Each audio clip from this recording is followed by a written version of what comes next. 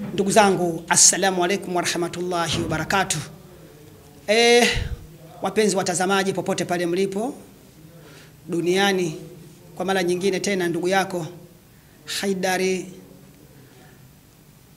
nazungumza nawe nikiwa hapa Dar es Salaam, lakini jambo kubwa hasa ni kujaribu kukumbushana, kwani nafahamu hiki nitakachokizungumza wengi mnakijua, kwa kuwa nafahamu sehemu kubwa ya wasikilizaji wangu ni walimu wangu.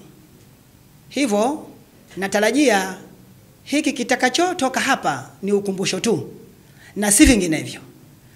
Na leo hasa nimepata kuona kwamba cha kukumbushana kikubwa ni juu ya kujitahidi, kujipinda kuelekea kumwabudu Mwenyezi Mungu. Kwa sababu kwa kufanya hivyo utakuwa umetekeleza lengo lako halisi la ile sababu ya msingi ya wewe kuletwa katika huu ulimwengu. Kama aya inavyozungumza na kuthibitisha haya katika sura Zariyat aya namba 56, hii ni sura ya 51 katika msahafu wa Qur'ani. Allah anasema hivi: wama khalaqtul jinna wal insa illa liyabudun, majini na wanadamu wasingeumbwa isipokuwa sababu ya kuumbwa kwao ni kumwabudu. Lakini katika huko kuabudu, kila mmoja amechukua njia yake ya ufahamu. Lakini ukweli ni kwamba kuabudu kwa definition ya Bwana Mtume Muhammad sallallahu alaihi wa alihi wasallam ametufundisha kwamba ibada ni kile ambacho kikitendwa Mwenyezi Mungu kinamfurahisha, au kuachwa kwake Mwenyezi Mungu anafurahi, hiyo ni ibada. Hivyo basi tunaweza kusema ibada ni kutenda mema na kuyaacha mabaya, lakini pia kuamrisha mema na kukataza mabaya. Hayo yote ni ibada. Ndugu zangu, inasikitisha sana kuona mwanadamu mara baada ya kufika kwenye ulimwengu na kuifikia ngazi fulani anachokiita yeye kuwa ndiyo mafanikio kwa tafsiri yake yeye, jambo hili linamtoa kabisa katika lengo mama lililomleta katika hii dunia.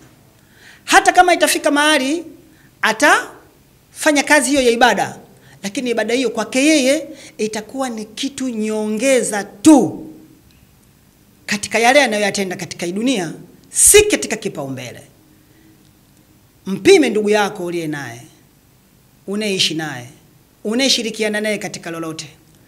Tazama zile nyakati za ibada kuu ambazo wengi tumezitafsiri kwamba ndiyo ibada halisi. Kwa mfano swala, ni kwa kiasi gani anafurahiwa kufikiwa na huo muda wa swala. Lakini pia katika wakati wa shughuli zake anazoziona yeye ni muhimu na muda wa swala umefika, ni kwa kiwango gani anajishughulisha na hiyo swala. Lakini pia hata kama imetokea ni kweli kuna mazingira yaliyomzuia kisheria asiendee swala kwa ule muda wa muafaka, lakini je, mara baada anapopata muda atakapokuwa amekamilisha ile majukumu yake, ni kwa vipi anajituma kwenda hata kama kuisali ile swala kwa kulipia? Je, anaumia? Lakini wewe mwenyewe jitazame, unaumwa kwa kiasi gani unapopitwa na kipindi labda. Mathalan, mwezi mtukufu wa Ramadhani umefika, ni miongoni mwa ibada ambazo zinatendeka kila mwaka. Je, kukaribia kwake au kufika kwake ni kwa kiasi gani wewe moyo wako unakuwa radhi, au furaha inakuwa ya kiwango gani kwako? Kwa sababu utaona kwamba muda ukifika wa ibada, aina ya maneno unayozungumza yatatoa tafsiri halisi kwamba wewe kwako jambo hili liko kiwango gani, au unalifurahia kiwango gani, au pengine kwako wewe kipaumbele chake ni changapi kwako. Ndugu zangu, si ajabu kumsikia mtu anasema mwezi wa Ramadhani huo shafika, ni mwezi wa kununa huo bwana. Ni mwezi wa gharama, ni mwezi wa hivi. Yani anajaribu kuutia hila kama vile ni tatizo kwake.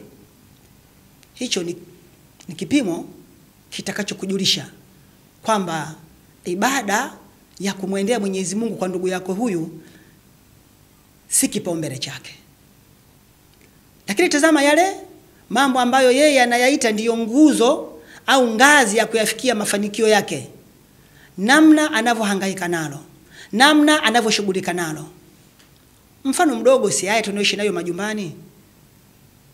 Hawa wanetu namna tunavyowalea, malezi tunayowalea kiroho, ile misingi ya kiroho tunavyowapa, ile juhudi ya kuandaa roho zao kumwelekea Mwenyezi Mungu, juhudi zetu zisi zilivyo na juhudi zile ambazo tunazifanya kama maandalizi ya namna ya kukabiliana na dunia yake. Hicho ni kipimo cha kutosha kuona kwamba kwetu sisi ibada ni kipaumbele kiasi gani. Mtoto anapokwenda shule asubuhi, ni mzazi ndiye anayeshughulika kumtafutia hata viatu vyake, kumnyoshea nguo zake vizuri, na kama yule wa gari basi atatoka yeye mwenyewe kuhakikisha kwamba anampandisha gari ndilo linalokwenda huko shule. Lakini pia kama hapatumii gari, yeye mwenyewe pengine anaweza hata kumpeleka huko shule. Tazama basi unapofika muda wa kumpeleka madrasa au kwenda madrasa, na huenda mtoto mwenyewe madrasa akaenda mwenyewe kwa sababu wenzake wanakwenda, naye atajitumbukiza huko. Lakini pia hata atakapokuja kutaka mahitaji yanayohitajika kule madrasa, aina ya majibu anayotoa yataonesha kwamba si kipaumbele chake hicho. Hawa walimu wenu sasa hivi wamekuwa wasumbufu sana. Toka lini Qur'ani kauzwa? Mimi nifunge bwana, nitakula nini bwana?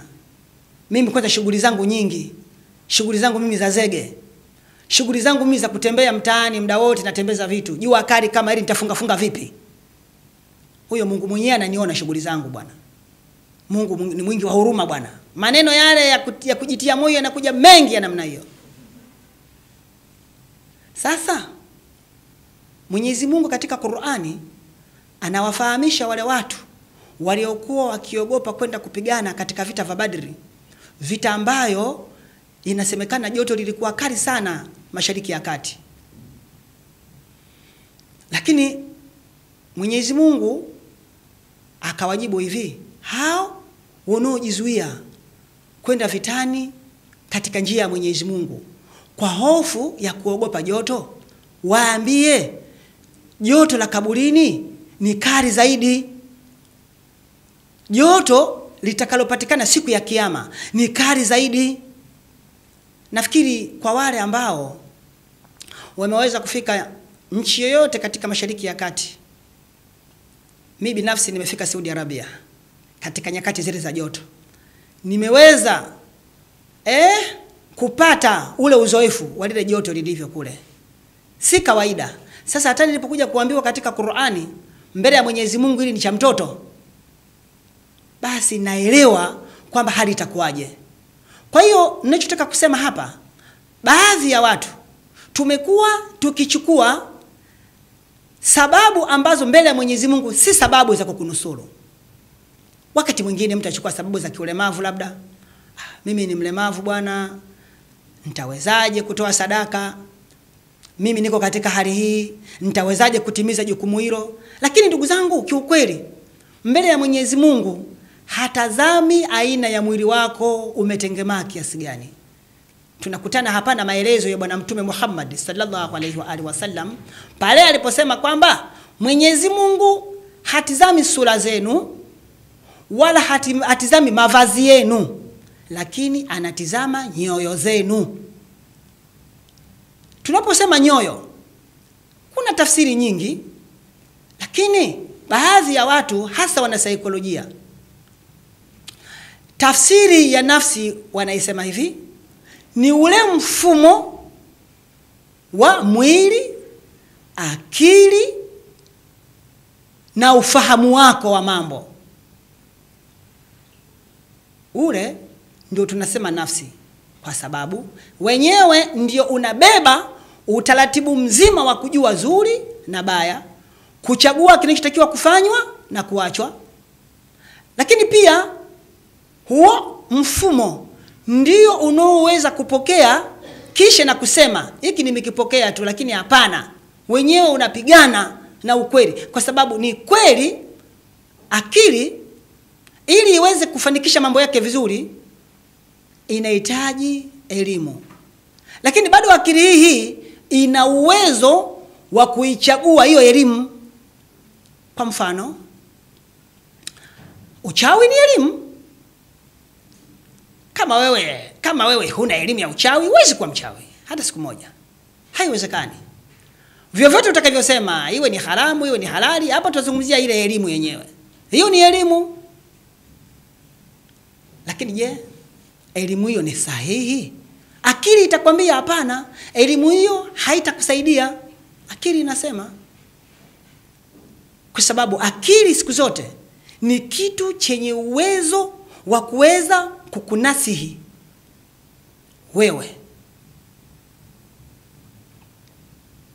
Kwa hiyo ndugu zangu, kitu kikubwa cha kuangalia hapa, chochote unachokifanya, je, kimelenga katika ibada? Kwa maana ya kwamba Mwenyezi Mungu anakifurahia unapokifanya? Lakini kama hakifai na mbele ya Mwenyezi Mungu si kitu chenye kukupa faida, una haja gani ya kubaki nacho? Kwa sababu hakuna asiyejua kwamba mwisho wa maisha ya ulimwengu huu ni kifo. Hivi ndivyo Mwenyezi Mungu anavyozungumza. Kaifa takfuruna billah wa kuntum amwata. Hivi ni kwa nini mnamkufuru Mwenyezi Mungu hali ya kuwa nyinyi ni maiti watarajiwa? Thumma yuhyikum, baada ya kufa Mwenyezi Mungu atakuhuisheni. Thumma ilaihi turjaun, kisha atakurejesheni kwake. Kwa lengo gani? Kwa lengo la kwenda kwanza kuulizwa zamana ya uhai ambayo ulipewa katika huu ulimwengu, uliitunza kiasi gani, lakini uliithamini kiasi gani? Namna ya kuithamini kwake ni kule kuitendea kazi kama maelekezo yalivyokuja. Kwa sababu Mwenyezi Mungu mara baada ya kukupa maisha ya uhai akakupa na muongozo wa namna ya kuyaendesha. Ni vipi unayaendesha? Umeendesha kwa utaratibu ule ambao yeye aliyokupa maisha hayo ametaka? Kwa sababu ni kama vile unavyoajiriwa kazini, unapewa vitendea kazi, lakini namna pia ya kutenda ile kazi, ili kuwe na uwezekano wa kulaumiwa kama utaharibu ile kazi. Ili ikiwezekana hata kufungwa ufungwe kwa misingi ya halali kabisa, kwa sababu zile facility zote ambazo zingekuwezesha kuikamilisha ile kazi ulipewa. Ndio maana hata baadhi ya kazi serikalini huko wanaambiwa wakandarasi warudie ile kazi kwa gharama zao, kwa sababu tayari serikali kwa upande wake ilitekeleza matakwa yote ya kimkataba. Sasa wewe kwa upande wako lazima uje uulizwe hii neema ya uhai uliopewa. Lakini si neema ya uhai tu, neema ile ya vitendea kazi ambavyo vingekusaidia kuishi kwa mujibu wa matakwa ya huyo aliyekupatia huo uhai ulipewa. Thumma latusaluna yawma idhin anin na'im, kisha mtakuja muulizwe neema ya Mwenyezi Mungu ni kwa vipi mliitumia. Matumizi mabaya ya aina yoyote ya neema ambayo wewe umekabidhiwa ni sababu ya kuingia katika adhabu, kama ambavyo unaweza kwenda gerezani kwa kosa la kuharibu kazi ya serikali au nyingine yoyote ya kimkataba. Ndivyo hivyo unavyoweza kuingia katika makosa na adhabu ya Mwenyezi Mungu kama umeshindwa kwenda na matakwa ya kimkataba. Ndugu yangu, ni nini unafikiria kwa wakati huu? Hebu jaribu kupima na ujikague dhana zile ambazo Mwenyezi Mungu ametaka uwe nazo ili iwe rahisi wewe kutekeleza yale aliyotaka. Zimekamilika? Lakini mahali pa kujitazama zaidi ni mfumo wako wa akili, uko sawa sawa? Kwa sababu penyewe hapo ndipo mahali utakapokwenda kuulizwa vizuri zaidi katika neema kubwa anayopewa mwanadamu. Moja wapo ni kuwa na akili timamu. Na ndio maana utaona katika sheria ya Kiislamu yule aliyepungukiwa na akili hana neno, haulizwi, na wanasema yule kalamu haiandiki, na aliyelala usingizi pale hatendi wala halazimiki kutenda. Lakini mtu ambaye uko active, akili ziko sawa, hujachanganyikiwa na lolote, na umefikia wakati wa kutenda, dhana za kutendea unazo, vipi usitekeleze majukumu yako? Kwa hiyo kila mmoja atakuja kulaumiwa kwa sababu ya mujibu aliopewa, kwa sababu ya wajibu alioukwepa, kwa sababu ya majukumu ambayo kimsingi ni ya kwake kisha hakuyatekeleza. Kwa hiyo ndugu zangu, kwa kumalizia niseme tu kwamba tujitahidi kukumbuka kwamba sisi ulimwenguni hapa hatukuletwa kwa lengo la kuja tukae tu, bali tuliletwa kwa makusudi maalum. Na kwanza haingia akilini, isingewezekana Mwenyezi Mungu atulete alafu iwe basi tu. Ayahsabul insanu an yutraka suda, hivi mwanadamu anadhani tumemuumba hivi bure tu, asipewe utaratibu, asiwekewe sheria, asiende katika kanuni? Hapana, bali kaletwa kwa kanuni maalum ya yeye kutakiwa kuzifuata, kaletwa kwa sababu maalum ya kuletwa kwake, lakini pia kawekewa na njia ya kupita, apiteje. Kwa hiyo ndugu zangu, kwa haya inatosha kwa leo.